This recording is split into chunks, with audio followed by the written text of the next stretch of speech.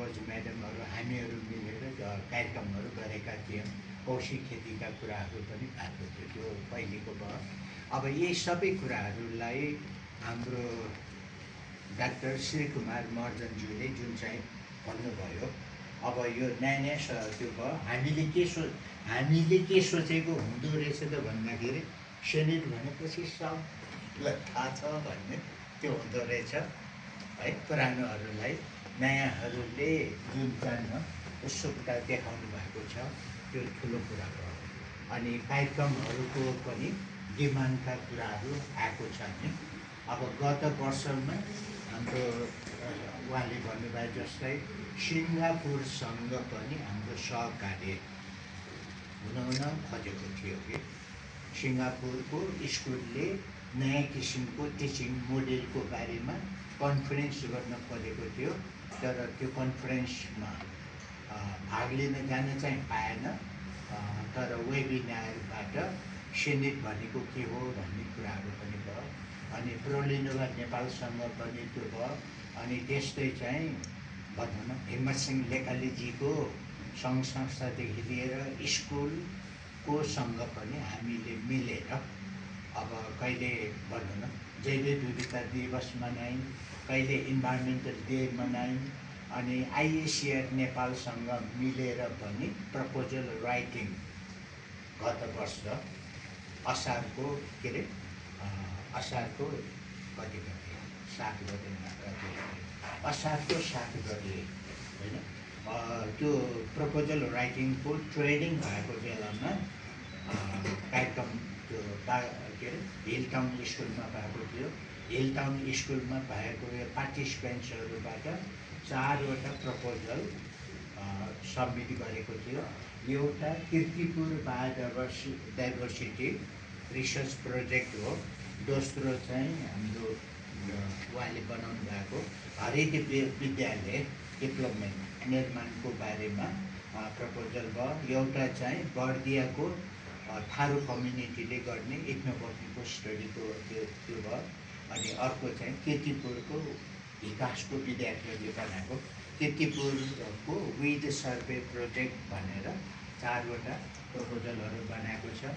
अब के गर्न जरुरी देखिन्छ त भन्दाखेरि यो बाँकी आज 16 भइसक्यो होइन, असारको अन्तिमसम्ममा हामीले के कामहरू गर्न सकिन्छ त भन्दाखेरि ती प्रपोजलहरूलाई अझ परिष्कृत परिमार्जन गरेर होइन प्रपोजल तयार गरेर हामीले अगाडि एउटा बढाउन अगाडि पुर्याउन जरुरी छ।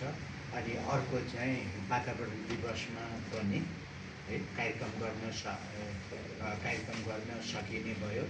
अब त्यो बाहेक पनि अब यो चाहिँ इन्भाइटेसन पनि आइसकेको छ। निर्मला म्याडमले पनि अब शेष नारायणजीले पनि होइन यो करेसाबारी र कौशिक खेती भिजिट गर्न आउनुहोस् भनेको। अनि भिजिट गर्न आएको बेलामा चिया समय पनि खानलाई धन्नै मान्नु पर्दैन। यो आफूले पकेट गर्नु। अनि यो मैले चाहिँ यस्तो त्यो हाम्रो सदस्यज्यूहरूको बारेमा ध्यान दिएँ कि अनि लास्ट इयरदेखि बायोडाटा सङ्कलन हुँदै गइराखेको छ। अब यो के गर्दै हाम्रो चाहिँ यो चाहिँ मेसेन्जर ग्रुप छ नि, मेसेन्जर ग्रुपमा बायोडाटा सेन्ड गर्नुहोस् भनेर यो राखेको हुन्छ। अर्कोले एकजनाले अर्को पोस्ट गरेपछि यो सेन्ड गर्नुहोस्, सिबी सेन्ड गर्नुहोस् भनेको कता पुग्छ त तल पुग्दो रहेछ कि अनि त्यो बिर्सिँदो रहेछ कि। अब धेरैजनाको बायोडाटा कलेक्सन भइसकेको छ। अनि अब एउटा खुसीको कुरा मैले के भन्छु भन्दाखेरि लास्ट इयर केशव दास सरसँग रिक्वेस्ट गरेर यो सेनेट भनेको के हो त पहिलेदेखिको होइन उहाँले इस्टाब्लिस गरेको बेलादेखिको कुराहरू सबै लेखेर एउटा आर्टिकल तयार गर्नुहोस् भनेको थिएँ। उहाँले पठाउनु भयो।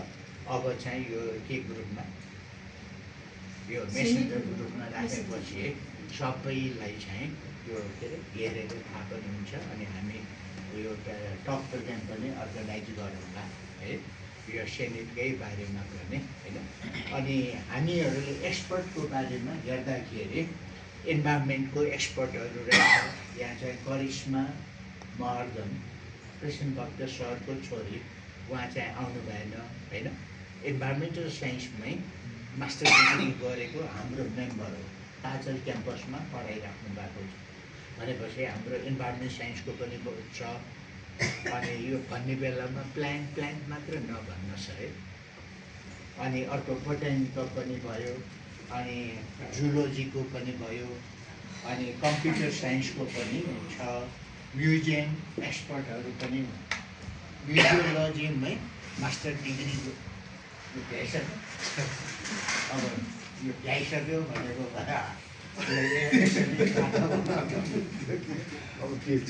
अर्को प्रकारमा है। अब म्युजियम एजुकेसनका अब हाम्रो मेम्बरहरू पनि छन्। अनि एजुकेसन फिल्डकै पनि हुनुहुन्छ है। अनि म्यानेजमेन्टको पनि उहाँ भयो है। त्यो भयो। अनि हाम्रो म्यानेजमेन्टै भयो, त्यो भयो। अनि एग्रिकल्चरको त्यो भन्ने बेलामा हाम्रो यो के अरे डाक्टर श्रीकुमारजीलाई लिन सकिन्छ। अनि के अरे सलिना महर्जन क्यानाडामा हुनुहुन्छ। अनि चाहिँ जर्मनीमा दीक्षा महर्जन थुप्रोको रहेछ है। अनि चाहिँ कोअपरेटिभमा बस्नेहरू पनि हुनुहुन्छ, राम भयो। अनि अर्को विद्यालक्ष्मी भयो कोअपरेटिभमा। अब सरलाई सलिड वेस्ट म्यानेजमेन्टमै राख्न सक्नुभयो। सोसियोलोजिस्टहरू पनि हुनुहुन्छ भनेपछि हामीसँग त थुप्रै विषयको बोटानिस्टहरू मात्र होइन, थुप्रै विषयमा मास्टर डिग्री गरेको, पिएचडी गरेको। अब पिएचडीकै सवालमा 1 जना 2 जना 3 जना 4 जना 5 जना, मलाई पनि कम गऱ्यो भने 5 जना थुप्रै छ। अनि अर्को चाहिँ अब हाम्रो दुईवटा कुरा रहेछ है, वातावरण र शैक्षिक विकास। अब इन्भाइरोमेन्टल रिसर्च अथवा इन्भाइरोमेन्टल डेभलपमेन्ट र एजुकेसन डेभलपमेन्टमा हामी लाग्नुपर्ने हुन्छ, लागिराखेका पनि छौँ। जति सोचेको त्यो गर्न नपाए पनि एउटा इन्भाइरोमेन्ट रिलेटेड बायोडाइभर्सिटीमा हामी जान सकिन्छ। सरले पनि पुरा अगाडि बढाइसकेको भयो। अनि हाम्रो बबिता म्याडमलाई लास्ट इयर जुन चाहिँ यो प्रपोजल राइटिङको सवालमा होइन, ल म्याडम अब कीर्तिपुरकै बायोडाइभर्सिटीकै रिसर्च प्रोजेक्ट बनाउनुहोस् भनेर बबिता म्याडम अनि रोमेक्सा भयो। अनि यो हाम्रो मधु महर्जन छ नि जुलोजीको, उहाँ चाहिँ पोखरामा हुनुहुन्छ। उहाँहरूले बायोडाइभर्सिटी कीर्तिपुरको के अरे बनाउँदैछ। अनि इन्भाइरोमेन्टल रिलेटेडका कुराहरू। अनि हामीले अहिले चाहिँ जति इन्ट्रेस्टको कुराहरू छ नि एग्रिकल्चरमा पनि हामीले इन्भाइरोमेन्ट रिलेटेड काम गर्न जरुरी छ। अनि इथ्नो इकोलोजी अथवा इथ्नो बोटनी इथ्नो जुलोजीमा पनि भयो। अब इन्भाइरोमेन्ट रिलेटेड यसरी भयो। अनि एजुकेसनमा है हामीहरूले चाहिँ ग्रिन स्कुल डेभलपमेन्ट गर्दै लग्यौँ भने यो नगरपालिकासँग जोड्न मिल्छ। अनि एउटा खुसीको कुरा चाहिँ हाम्रो यो के अरे खगेन्द्र सरको नेतृत्वमा त्यहाँ चाहिँ 1 कक्षादेखि 10 कक्षासम्मकै यो क्रिएटिभ स्कुलमा एउटा प्रोग्राम बनाउँदै हुनुहुन्छ उहाँ है। यो क्लास गर्नु हुँदैन, क्लास चाहिँ गर्दैन, यसो देखाउँछु म। 1 कक्षाको विद्यार्थीहरूलाई के सिकाउने त, प्लान्ट र एनिमल दुईटैमा। 2 कक्षाको विद्यार्थीहरूलाई के सिकाउने, 3 को लागि के सिकाउने, 4 को लागि के सिकाउने, 10 को लागि के सिकाउने भनेर यो चाहिँ प्लान बनाएको छ। अब यो ट्राइमेस्टरमा यो चाहिँ जुलोजीको कुराहरू अगाडि बढाउँछ, त्यसपछि चाहिँ प्लान्ट गर्नुहुन्छ। अब 8 कक्षाको विद्यार्थीहरूलाई हामीले छलफल गरेर आठ कक्षाको विद्यार्थीहरूलाई क्यामोमाइल अब कसरी बेर्न तयार गर्ने, क्यामोमाइललाई चाहिँ कसरी ट्रान्सप्लान्ट गर्ने, क्यामोमाइल के अरे त्यसलाई कसरी जोगाउने, इरिगेसन दिनेदेखि लिएर प्रडक्ट कसरी हार्भेस्ट गर्ने अनि त्यो प्रडक्टलाई कसरी मार्केटमा लग्ने अनि उहाँहरूले वेट मार्केट भन्नुहुन्छ कि अब त्यो भनेको स्कुलमै होइन प्याकिङ गरेर अब विद्यार्थीहरूलाई बिक्री गर्न पनि सिकाउने भनेर त्यो गर्नुभएको छ। अनि अब ग्रेन अब स्कुल डेभलपमेन्ट भयो अनि टिचिङ रिसोर्सेसहरू बनाउने भन्ने प्रोजेक्ट प्रपोजल पनि सेनेटले बनाइसकेको छ। अब यो प्रपोजल चाहिँ हाम्रो सरले बनाउनु भएको ग्रेन स्कुल डेभलपमेन्ट भने लास्ट इयरको त्यसमा चाहिँ सरले नै बनाउनु भएको। अब त्यसको बजेटसम्मको छ होइन। अब त्यस्तो कार्यक्रमहरू हामी लन्च गर्दै जान सकिन्छ। अनि टिचरहरूको टिचिङ क्यापासिटी डेभलपमेन्ट पनि गर्न सकिने भयो। अनि अर्को चाहिँ सलिड के अरे स्टुडेन्टहरूको क्यापासिटी पनि डेभलपमेन्ट गर्ने। अनि यसमा चाहिँ अब बागभैरव अब स्कुलको हिसाबले अब प्र्याक्टिस शैक्षिक डेभलपमेन्टको लागि स्कुलको हिसाबले बागभैरव स्कुल भयो, जनसेवा स्कुल भयो। जनसेवा स्कुलमा अब 3 जना हाम्रो नानी मिस है प्राचार्य पूर्व प्राचार्य भयो, उहाँको अहिले पनि कुरा सुन्नुहुन्छ। शिलकुमारी मिस, अमिता मिसहरू पनि हुनुहुन्छ त्यहाँबाट। मङ्गल स्कुलबाट हाम्रो दिलकुमारी मिस हुनुहुन्छ। क्रिएटिभ स्कुलबाट अब हाम्रो खगेन्द्र सरले हुनुहुन्छ। अनि अहिले चाहिँ पाठशाला स्कुल भन्ने बागडोलमा रहेछ। अब त्यहाँ पढाउने पनि हाम्रो मेम्बर छ कि भनेपछि यस्तो स्कुलहरूलाई हामीले जोड्न चाहिँ सकिने हुन्छ। अब जोड्ने कसरी भन्ने कुराहरूमा अब नेचर हिस्ट्री म्युजियम अब देवेन्द्रजी र हाम्रो बिमला म्याडम हुनुहुन्छ।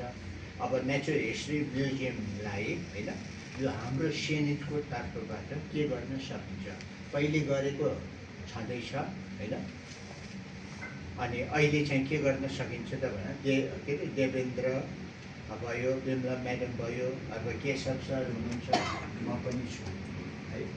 मैले पनि कति धेरै त होइन, सरको तुलनामा सरले 34 वर्ष काम गर्नुभयो, मैले चाहिँ 60 वर्ष काम गरेँ। अब यसरी त्यो गर्दाखेरि बागभैरव स्कुलको विद्यार्थीहरू होइन नेचर हिस्ट्री म्युजियममा कसरी लग्ने, जनसेवाको विद्यार्थीहरू, त्यसपछि पाठशालाको विद्यार्थी, क्रिएटिभ स्कुलको अनि मङ्गल माविको अब चाहियो भने पदम कन्या कलेजबाट होइन यो के अरे हाम्रो रोमेक सरले त्यो लग्न सक्नुभयो। अब कार्यक्रम चाहिँ हुनु पर्यो होइन। अब त्यसले चाहिँ अर्को चाहिँ ग्रिन स्कुल डेभलपमेन्ट कार्यक्रमहरू पनि हामीहरूले चाहिँ जतिजना क्रिएटिभ स्कुल भयो, बागभैरव स्कुल भयो, मङ्गल स्कुल भयो, पाठशाला भयो, जनसेवा भयो, यसरी त्यो गर्न सकिने भयो।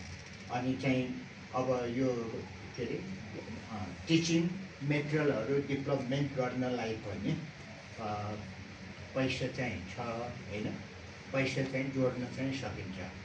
अनि अब यही सवालमा अघि चाहिँ एउटा सानो कुरा आएको थियो, हामीले के गर्यौँ भनेर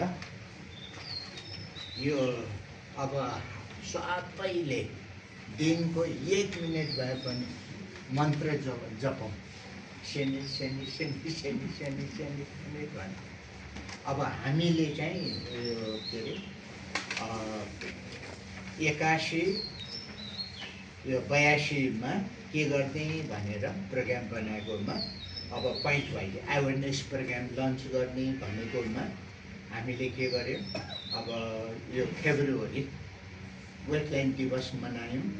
अनि इन्टरनेसनल बायोडाइभर्सिटी डे पनि त्यो गऱ्यौँ। अब चाहिँ के अरे इन्भाइरोमेन्टल डे पनि सेलिब्रेसन गर्यौँ।